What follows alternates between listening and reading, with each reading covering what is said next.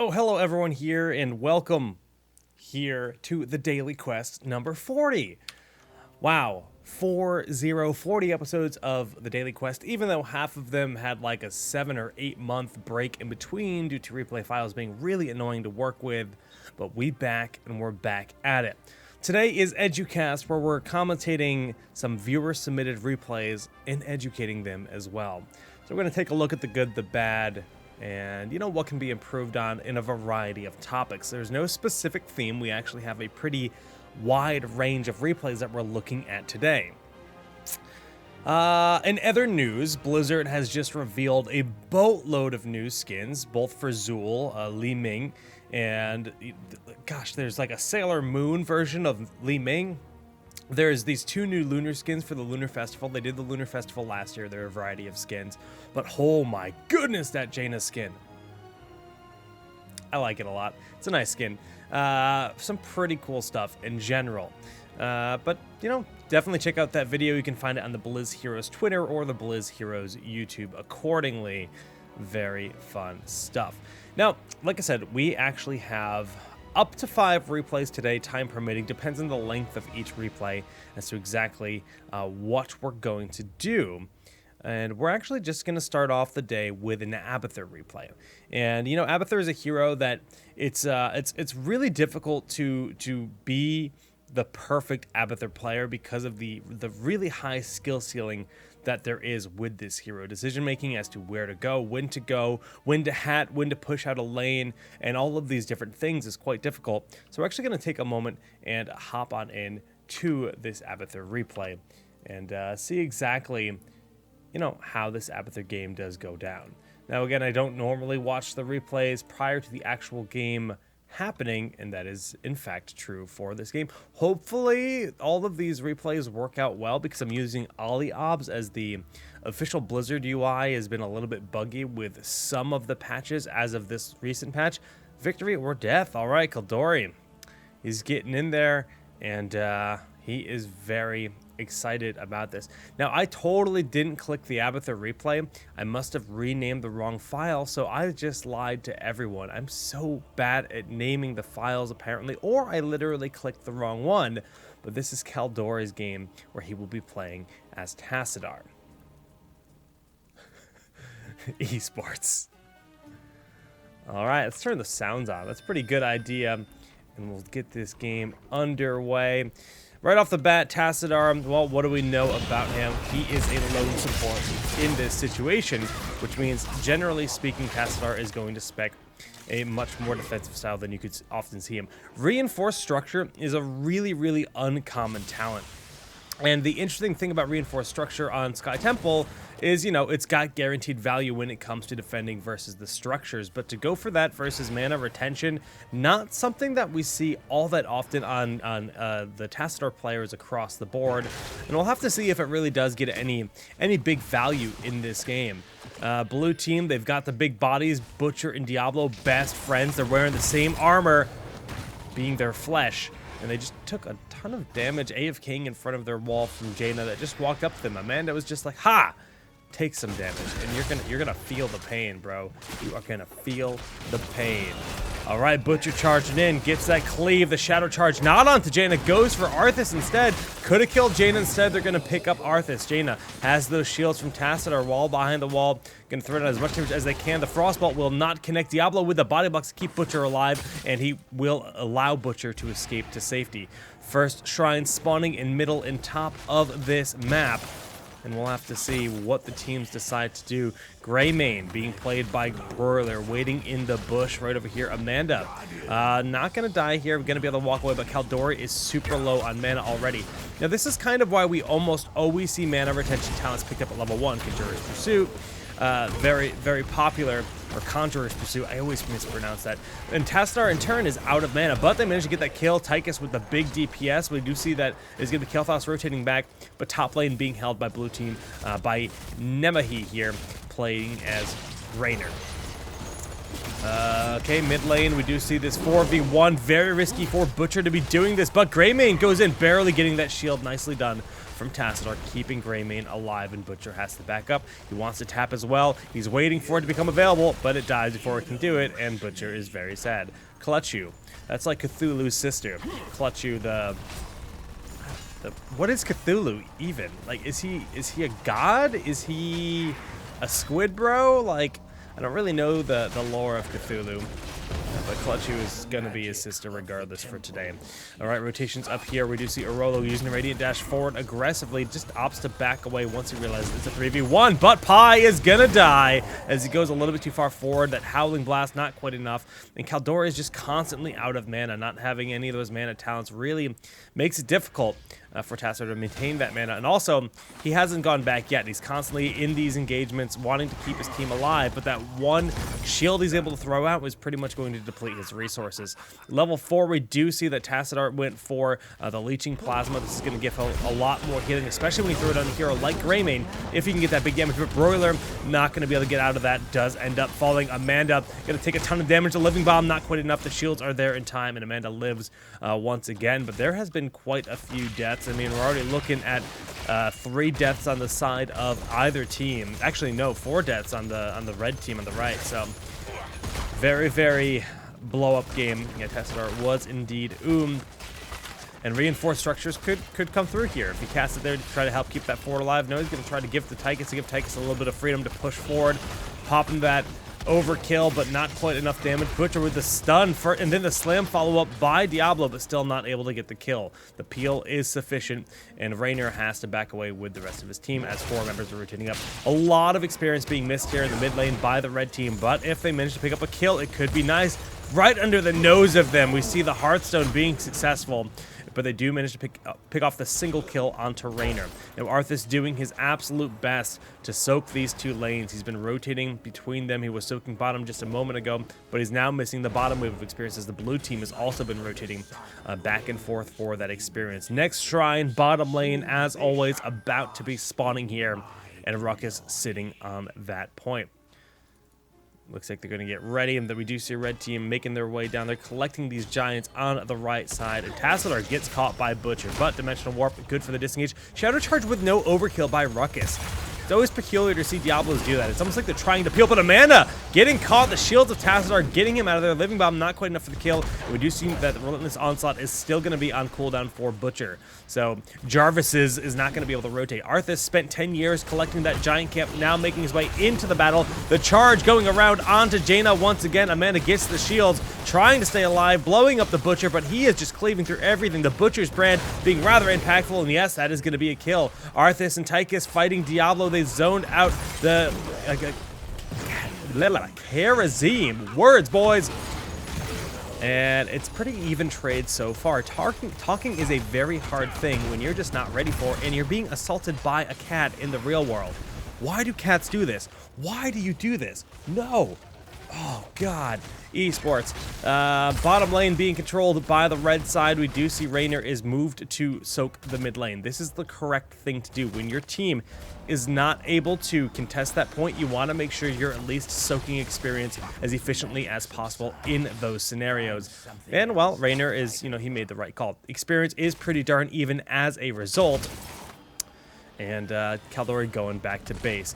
Giants did actually push through that entire fight, which is actually kind of impressive that the blue team wasn't able to respond to them at all. And Raynor does end up losing his life in the mid lane. So nice rotation here. We have Arthas with the body blocks there. The Frozen Tempest getting that max value. Very well done by Shotgun Payday. And he's now going to peel for Pi, so Pi won't die. Oh, but he decides to dash forward. Very risky thing to do. And then he's going to get hit by that Ruthless Onslaught, and now he's going to die. Very, very overhand play there by the Tychus player. Kael'thas just throwing down the, the Flame Strike in his own walking path. Oh, man, I hate Butcher, especially after I use my disengage aggressively. Yeah, man, that's why you don't do that. That's always a risky thing to do. It's like vaulting forward as Vala. Not a good idea. I'm just going to keep doing after every sentence because that's the best style of casting. It's by far the most professional. Amanda and Kadori going to be working on these bruisers. And blue team is just kind of grouped up in mid. We do see one member just went back to base. Karazim going to top off his tanks. And they could look to get a mercenary camp. They should really be grabbing these giants just to have some kind of additional push out, some kind of additional presence. But they are soaking rather safely, except for the time where they dive into the fort and they don't have heroics. There we go. Heroics have now been picked up. Army of the Dead, sustain here. Laser Drill, Force Wall, Ring of Frost, and then marked for the kill. Some of the weirdest heroic options I've seen picked up. Marked for the kill. All right. That wasn't even used. They just used his working for him to go forward. 7-sided strike doing a lot of damage spread out between several targets. And the drill flank here from Pi. It's going to do so much damage. Rolo falls very quickly, and this drill is just melting down through that Diablo. 3 very low heroes on the right side, but it doesn't even matter. The flanks paying off. Death Coil from Arthas and the grenade of Tychus. That is a full team wipe here from the red team, and that drill was a crucial part of that. That was absolutely beautiful. Try hard, get both. Yeah, it's not a bad idea. I mean, I don't know if that's trying hard. I think it's just the right call. Okay, Shotgun Payday will get flipped. So Diablo does do that full combo in Lightning Breaths, just to, you know, kind of tickle the cape there of Arthas. Wants to light it on fire, but of course, he is the Lich King. He's made of ice. That's what it means to live in Ice Crown. And, you know, his cloak is impervious to flame. So, you know, Diablo, I don't know what you were thinking, but use it on a different hero next time. Bottom lane, Caldori and Amanda stayed a little bit too long, and they have been rotating upon. They will lose Tassadar. Dimensional Warp not used in that situation, might have been out of mana. And Amanda taking a lot of damage from Butcher. Did use Butcher's brand, so he doesn't have self-sustain if he wanted to re-engage after tapping the well. Can kite Butcher when he has those abilities down. Not being confident enough to do that, just gonna run and go the safest possible route, just incredibly fearful. Pi, though, quite the opposite. Not even slightly scared. Just going straight forward with half his health bar. Tassadar is not alive, and now Pi will die. No overpower once again. This Diablo just doesn't like to use that ability. He decides, you know, it's not a worthy combo to guarantee those kills in a lot of situations. And, ooh, nice flip onto Shotgun Payday. 7-sided strike doing a lot of damage, but Broilers going on in. Greymane got those fat deeps, gonna turn around. Arolo gets one swipe to the face, and that is 3 members traded out for 1.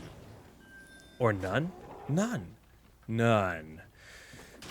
They're starting on the boss, and they just throw out a raw Force Wall. Now, this is not necessarily the best way to use Force Wall. Force Wall, although it's a short cooldown, you don't necessarily just want to use it because 3 members are down. You know they're safe. Actually, it's probably more beneficial to wait for the Kael'thas player to come into this area and Force Wall him in, because you know 3 members are dead, so take advantage of that. If someone pokes in, keep them in and kill them. And then you'll push your advantage even further forward, because you're not trying to keep them out. You want to lock them in.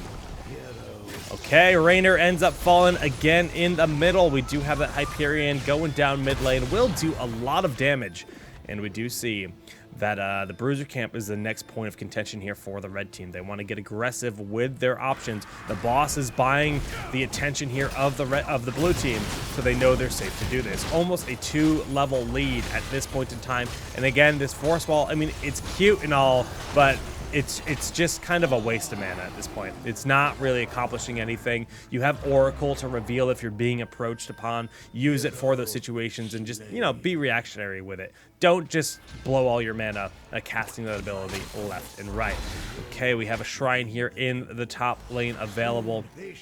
And it looks like Greymane will make his way up there to channel that. Butcher charging way on in. He pops that Furnace Blast, but a huge Howling Blast will deny him that huge explosion of damage onto anyone of the red team. So Heroic has been wasted.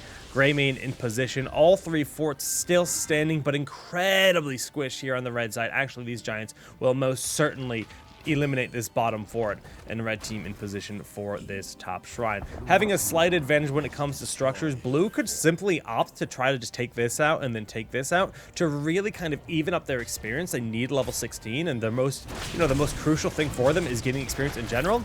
All right, laser drill used rather offensively, switches the target immediately to Diablo. As Butcher charges in, you should probably try to swap it to that, but Butcher gets blown up regardless. A very nice Ring of Frost going down from Amanda, and Shotgun Payday is in the front line with beautiful zoning. This Arthas play has been great. He's been doing so much body blocking, so much control in the fights with that Frozen Tempest, but Kael'thas flanks and is gonna get a double and nearly triple kill. Pananamanatosis is gonna try to kill Caldori. Flame Strike not connecting, and he doesn't have the same kind of mobility that some other assassins would to get that kill. But Amanda overstays her welcome and will end up falling. Shotgun payday, 7-sided strike, gravity lapse combo, whoop-de-doop, and he is dead. 4 for nothing.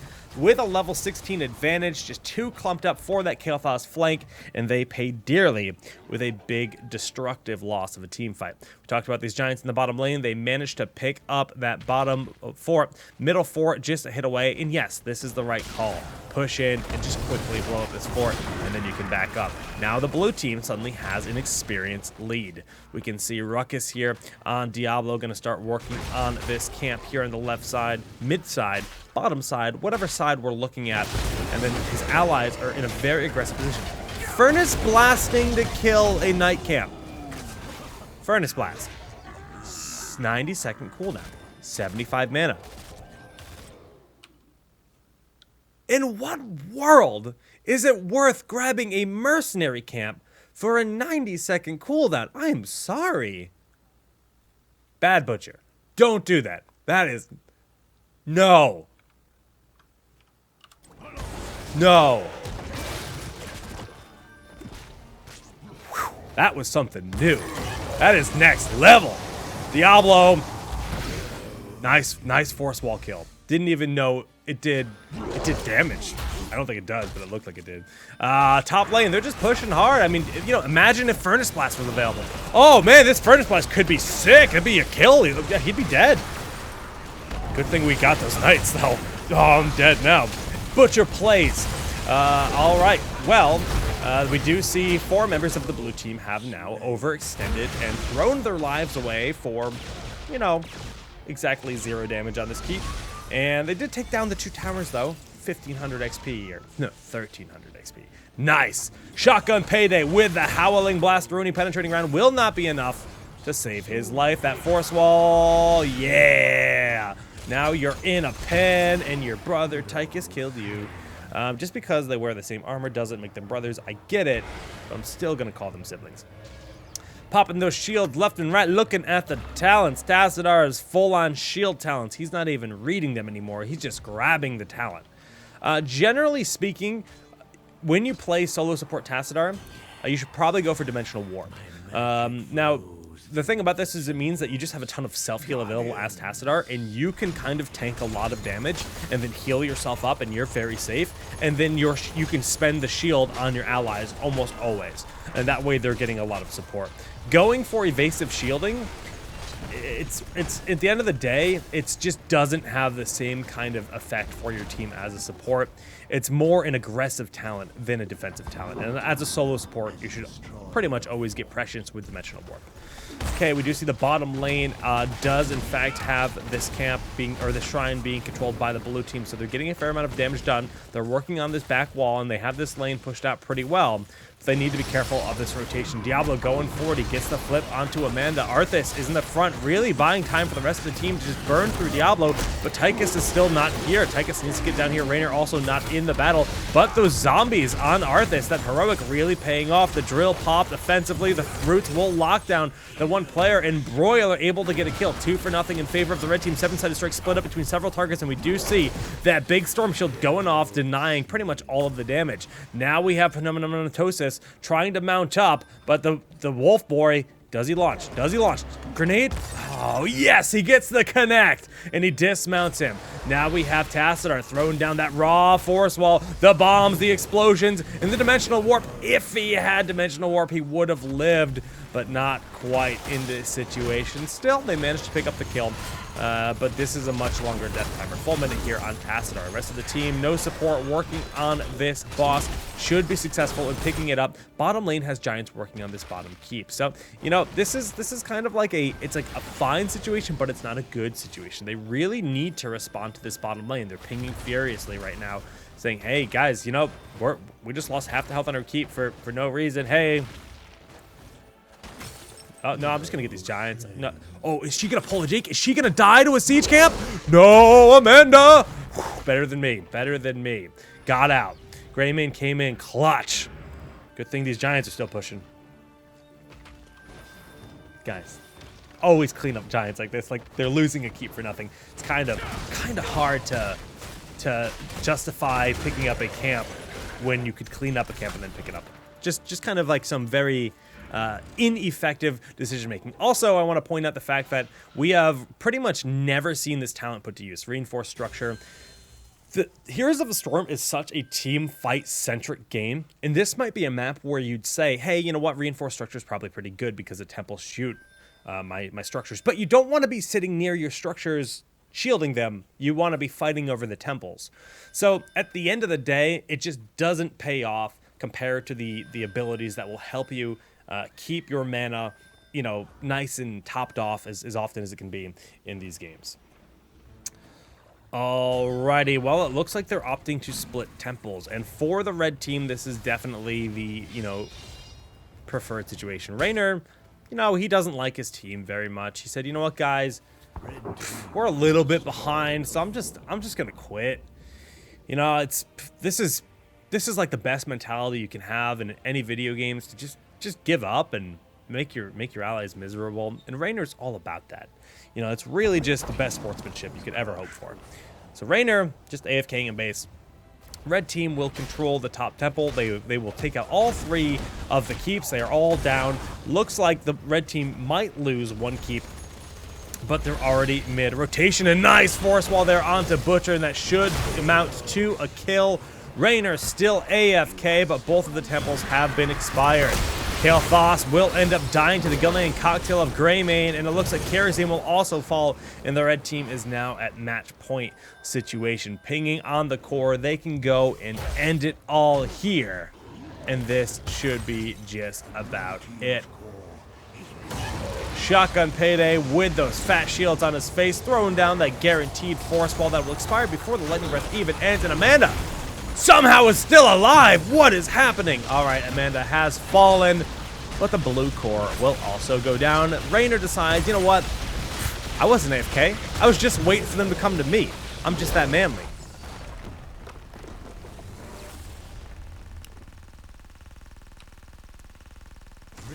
Some interesting decisions there.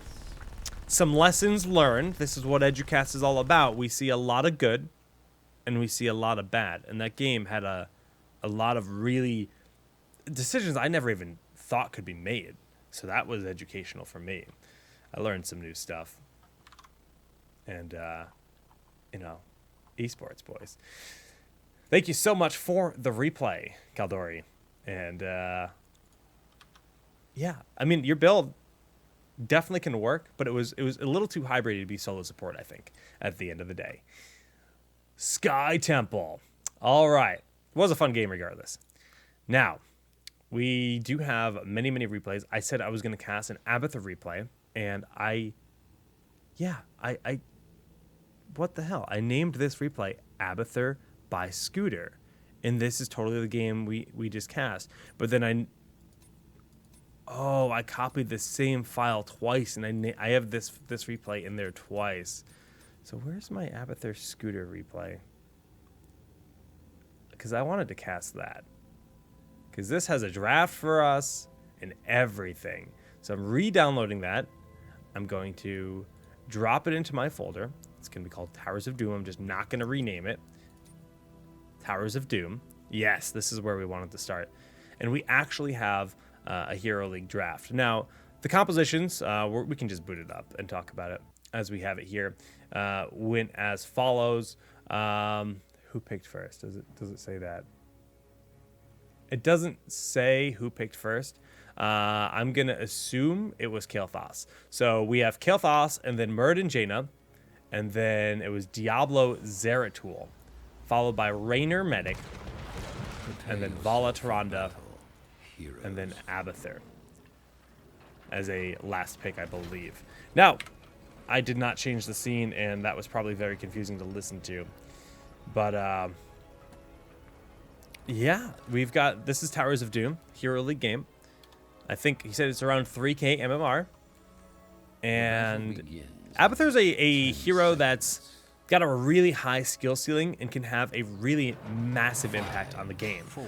Just on Towers of Doom in general, Abathur offers not only control, he offers phenomenal soak when teams are fighting. Did he just burrow from there to there? That's esports. It is you know, you can walk out to the top of the lane. Most other players think you always have to burrow, but it is in some situations strategically viable to not actually spend your burrow and have that cooldown available, because it is a full 30-second cooldown, which might not seem like it's that much, but it does sometimes, you know, there is some merit to not burrowing instantly in some situations. So anyways, Abathur provides a lot of vision for your team, provides a lot of soak for your team, and he provides a lot of, you know, power in that exact moment. And it looks like the build we're going to see is going to be a Locust build. So he's going to try to go for more of a split push style, going for survival instincts. Now, it's pretty common to see people spec into the Toxic Nest for Abathur, because the Toxic Nest, especially with the slow at level 7, has a massive impact in not only providing vision, but slowing down enemy heroes on their way from objective to objective. And if you can predict the paths, if you can predict the rotations of the enemy team, which usually isn't all that hard. If you see the tribute spawning here, it's like, all right, well, they're gonna come up this way. Or if they're on their way from the bottom of the map, you can put a few Locust nests like around here, and then your team can wait for ganks. If you have Muradin and Jaina waiting and they step on this and they get slowed, they're super vulnerable, and you can pick them off. Just a really cool power that Abathur has in general. Now, we do see that these are going to be 2 altars spawning middle and bottom, and generally speaking, this is when you would want to see Abathur either rotate to the top lane or put his symbiote in the top lane. Now, he has a Toxic Nest here. That is a point where he could easily go up to. Perfect, exactly how it should be done. So he's going to be waiting in the top lane. We do see Jaina falling very early in the fight, just being approached on with that Hunter's Mark, and then Zeratul diving on in. So this is going to force the blue team into a defensive situation. The problem for this is they can't really stall out and get the advantage that Abathur normally would give. So pretty much the insta-death that happened, being a little bit out of position, allows the red team to have this full control. They're probably going to get both of these altars. And Abathur, although he is soaking top right now, usually you want these fights to be as drawn out as possible. So Muradin actually does draw this out a little bit longer. He gets the heals from Medic, and that's actually a very worthwhile play, because again, this could, you know, if you can stall it out long enough, it could amount to a second wave of experience loss in the top lane, and it could add up. But at the end of the day, they did draw the fight out until Jaina got there, but the second altar was picked up. Frosty Troll stepping forward, hit by the Lunar Flare, and no one will end up following. A great disbursement there by the red team, escaping. Blue, a little bit ahead in experience, nothing huge, but that is a nice little benefit, and you can see this ammunition is starting to fade away slowly. Abathur opts to back up behind the wall, just realizing the rotations are going to happen very soon, and that is just the safe way to do it. Nicely done. Now, you notice that he wasn't necessarily always on a hat in that bottom lane fight, but he was there for the right moments when the team was ready to engage. And it's also good to try to soak the mid lane while you're in top, because if your body is in the top lane, you can throw your symbiote on a minion in the mid lane and get that soak for experience, effectively having all 3 lanes soaked while contesting a tribute. And that's just a very good way to kind of get yourself a stronger late game, because if you can propel your experience ahead, even if you're losing the altars, at the end of the day, it only matters you know, when the match ends. Even if you're down to like 16 health and they've got 40, you can just win all the late game team fights if you have enough of an experience lead and bring back the game and win. I've seen that happen countless times at this point in Towers of Doom, and it's just one of those different styles of this map where a late game definitely can be all that matters in some situations. Literally what I just said. Scooter, you are so smart. And, well, that's probably what's going to happen. So, Raynor, a hero that scales very well for late game. Abathur helps the team get the stronger late game. And Zeratul going on in onto maximum NC. Singularity Spike, Void Slash going out, but the heals are there. And Frosty Troll is on the hunt. A lot of damage, but I think he still has Blink ready. I could be mistaken because he hasn't used it. There it is. And Dwarf Toss forward, but looks like free kill isn't going to be free today. He is only half off. Helium and Frozen going to be waiting for this altar, which is now up and ready to be channeled, and immediately channeling it. Abathur might have had Locust Nest up here. Usually it's good to try to spread them out offensively and defensively, but this is a good spread in the on the left side, making sure they're safe on this. If they do try to approach in, those nests will add a big benefit here to the blue team, but they have level 7. Now it's 36 to 28. Yes, they are very much behind because it's 3 altars to 1, but it's not a big deal when it all comes down to it. Abathur once again soaking this bottom lane, getting all of that XP. Very well done. And just getting an update on his build, he went for Prolific Dispersal. That just means more nests, and then Vile Nest. on this map in particular, those two talents are just so very good. Other maps that they're really good on are just maps where you think there's going to be a lot of rotations. Cursed Hollow, these forced rotations to the Tribute. I mean, they can be good on Black Hearts. They can be good. This style is probably the best style on most maps, unless you have a like ham melee assassin that would benefit more from a more symbiote-focused build. We do see a double kill here in the bottom lane. Very nicely done by the red team. Just the power of Diablo in the front, and then that gravity lapse of Kael'thas. So much control available. Even the Lunar Flare coming out. I think this is probably the last patch prior to the Tyrande nerf, but I'm not actually certain. Let's Tyrande's tooltip. Says a 1 second stun. So yeah, this is actually the prior patch. It would be a 0.75 second stun otherwise. Pumpkin Bro's going in, and Scooter has a mine right behind him. He sees the Zeratul, and he's going to be able to live. Oh!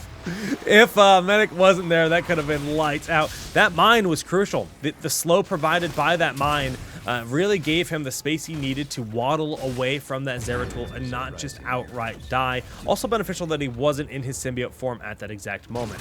So that was definitely a very close call in a lot of situations, but he did manage to slip away and live another day. Bottom shrine this time around, Abathur has made his way back to the top of the map to continue that soak, and we see the experience is dead even. Stormbolt on 2 targets, Zeratul going in, finding Jaina, the Shadow Charge flipping in, the Overcharge, and Frosty Troll barely surviving. Medic swapping those heals from left target to right target, trying to keep everyone alive. Needs to swap again. You can just immediately do it. He was staying on Jaina a little bit too long, and yes, the team is still alive, but are they giving up another tribute? Murden can re-engage at full health, does get pushed back by Diablo, but the Stormbolt is there to barely not stop that from being channeled. We see Zeratul has fallen, so 1 kill for another altar on the red side, sitting at a huge advantage in terms of structure count. Abathur soaked nicely here in the top lane. This has been pushed down. We see level 10 has been reached. They do have a heroic advantage, and Ring of Frost will connect just on Tyrande. A little bit far forward, the Blizzard raining down, connecting on Diablo. Might be another kill.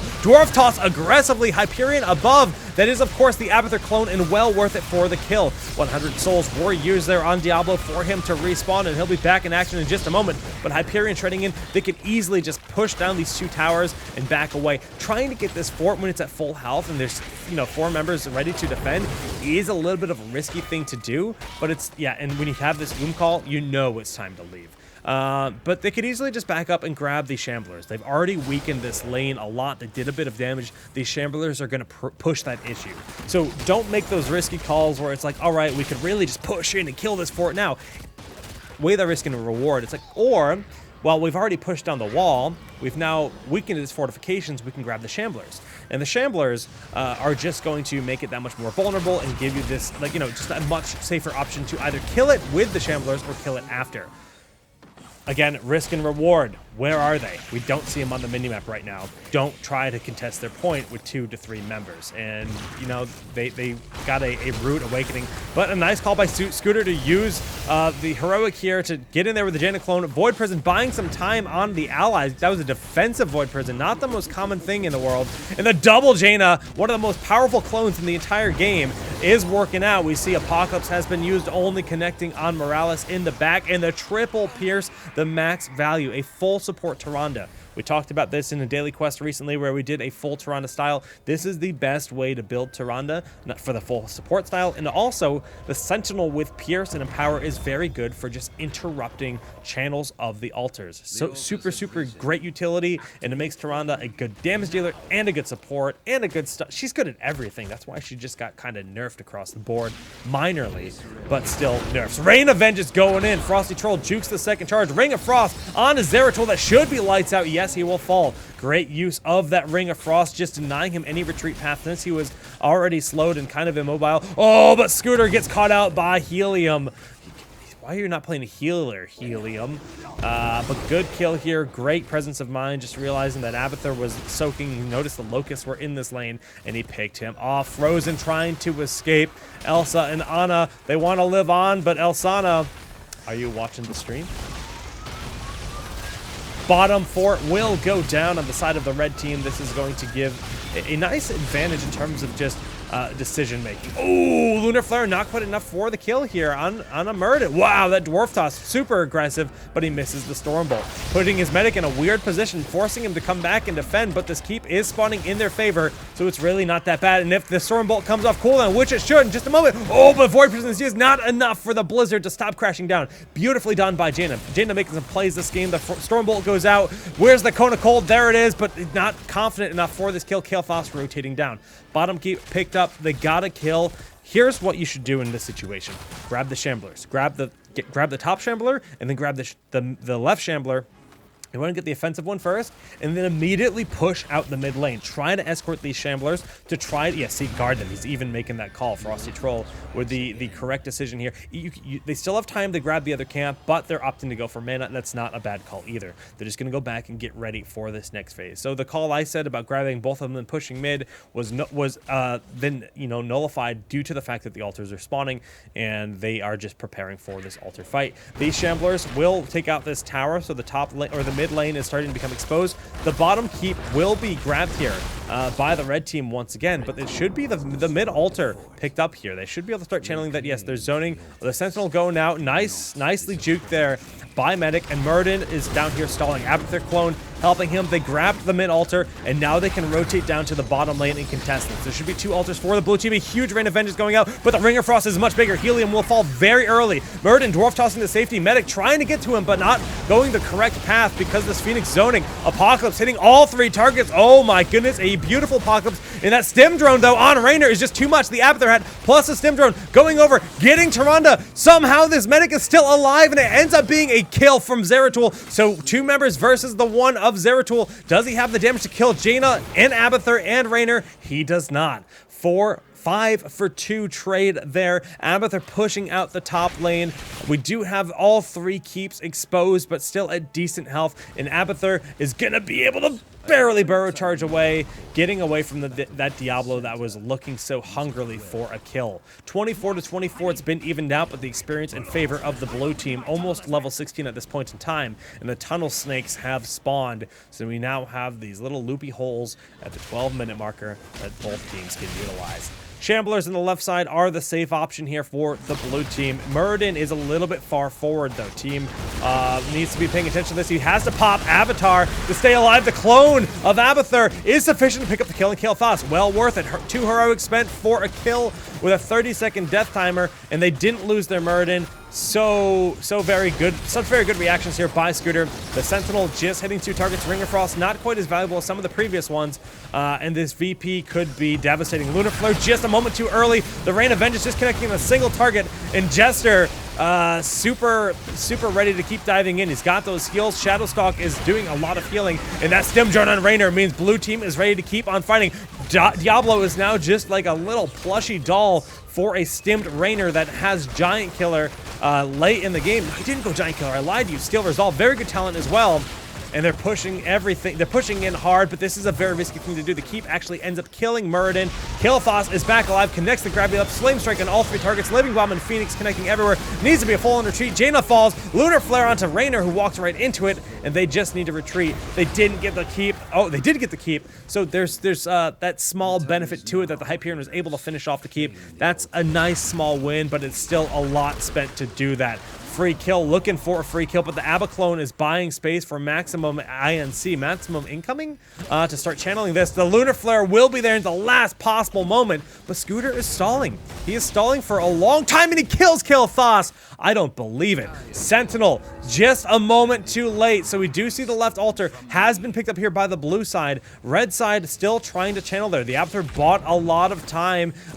Looks like the Lunar Flare will be enough to peel and let the altar channel. Dead even right now. Just a 1 or 2 damage lead here for the blue side, but experience very much in favor of the blue team. Red team, they do have their level 16 talents, and this is when we have the double bombs. We've got the Ranger, so Tyrande's going to hit much harder with all of those Sentinels, especially if they travel a long distance. An opposing presence is like a super smart pickup here by Diablo in response to primarily Raynor. It's also good against Muradin, especially when he's an Avatar and he's getting all those micro stuns with his auto attacks. Just in general, this imposing pick is crucial for this Diablo play, especially since Diablo is more of a bruiser than a lone support. A Void Prison with the Apocalypse, but Rain of Vengeance and Apocalypse both whiffing due to the Void Prison not being dropped, and a Ring of Frost in response does massive damage. Shadowstalk in a desperate attempt to try to stay alive. Scooter is looking, penetrating round has been missed, but the Stormbolt of the Abathur clone, Muradin, is going to be sufficient. The blue team captures the boss. Kilthos and Tyrande both trying to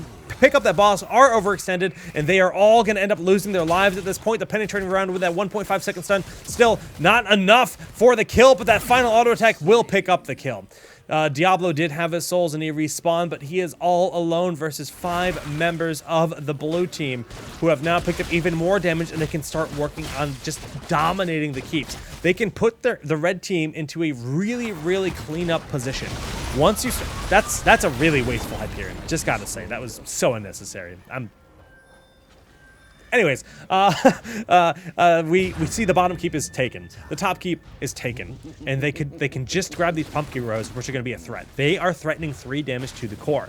Immediately after that, they just get in position to, you know, get ready for the altars. They could even push this wave out and try to pressure this a little bit before the altars, but it looks like they're just going to look for the fight right out of the gates. No, they're going to find Vol out of position. Penetrating around connects. Muradin, where's the Stormbolt? Bolt of the Storm used, and Cone of Cold, enough to pick up that kill. All right, Abathur is potentially going to be grabbing an altar here. We do see that big blizzard raining down, zoning their path forward. Zeratul trying to capture this. I don't know if that's worthwhile. At this point, you just want to be with your team. You're not going to get that keep anytime soon.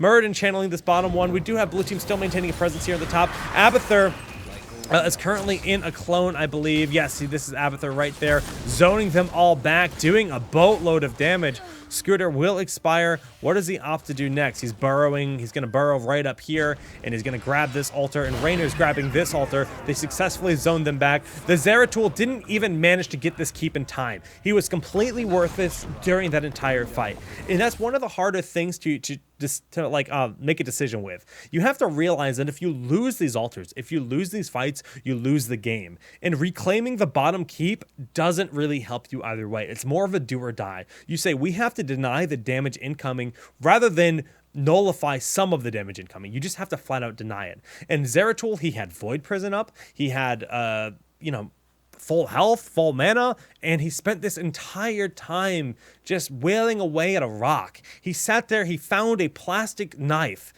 like in a cafeteria on the ground. It was dirty. It had ketchup and mustard on it. I don't know what kind of person put ketchup and mustard on their hot dog and then cut it in half with a plastic knife, but he found it. And then he started to carve through a rock with it. And it just didn't really pay off at all. If he was there for those fights, it could have looked a lot better for the red team. But that's just one of the things where it's like when you're behind on Towers of Doom, it's very difficult to make those decisions as to what to do, as to how to respond to the team. And you have to kind of do the math. You have to say, well, there's this much potential damage. So if and you say, it's like, all right, well, if they get 2 of the altars, we're pretty much dead. If they get 3, we lose the game. But if we take a fight and we win it, we're back in it. So in that situation, you really just had to take a fight and win it, and then you're in it. Otherwise, though, that was a very, very good game. Great example of Abathur play in general, just using the utility of the hat, soaking properly, using the evolution accordingly to be in there, and be all esports. Titus, is this pre-recorded? No, it's not pre-recorded. I just don't talk to the chat as much when I do Daily Quest. But I am here. Valerian, I'm not trolling. So, pretty awesome game. It was a lot of fun. And yeah, we've got some more games to cast today. But before we hop on into those, I'm going to take a quick break to grab some water. So we'll be back in just a couple of minutes, guys. Stay tuned.